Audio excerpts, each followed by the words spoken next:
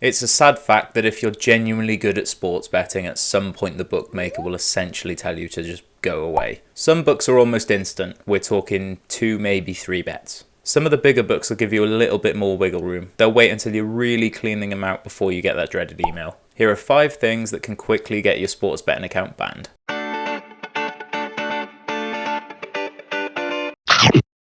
Number 1. Arbitrage or match betting. Arbitrage, or arbing for short, is possible when there's an exploitable price discrepancy between 2 or more bookies on a specific market. You then bet every possible outcome on that market across several books to ensure a profit regardless of the outcome. Match betting is essentially the same thing, but it's more tailored towards placing those bets to trigger sportsbook promotions that you then turn into cash. Little bit of a side note, if you're constantly only betting on sports markets that have promotions on them, your account won't last very long at all. Bookies are constantly comparing their prices to other books, so if your account does get flagged for consistently attacking these, you're on the naughty list. Number 2, beating the closing line.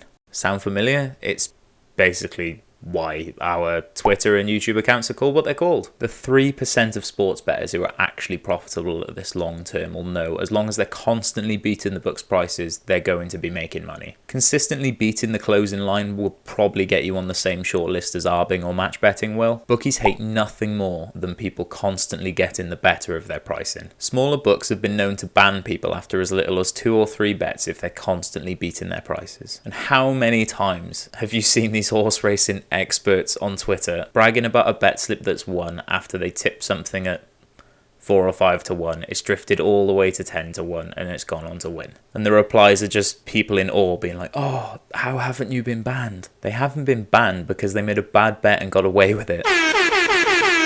The books know this, the punter doesn't care, they can carry on betting.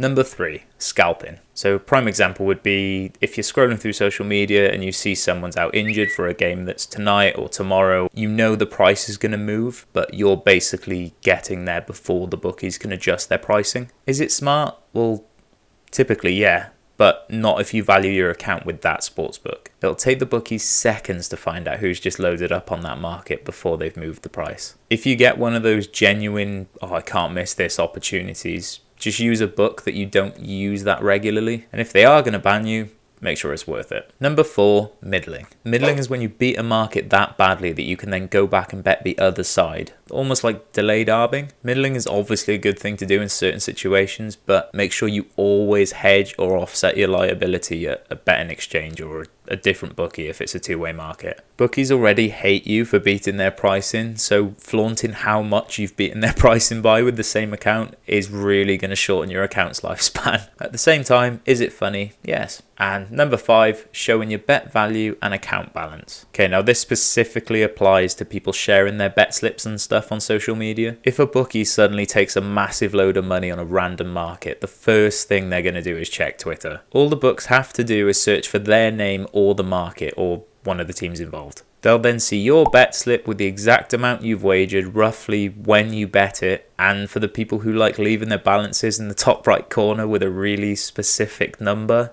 straight on the naughty list. Including either of those things when you share your bet slips really doesn't help anyone else, and it definitely doesn't help you either, so why risk it? So how did we do? As usual, thanks for watching. If you think we've missed anything, then please let us know in the comments. If you have found this video helpful, we'd really appreciate it if you left us a like before you left, and we'll catch you in the next one.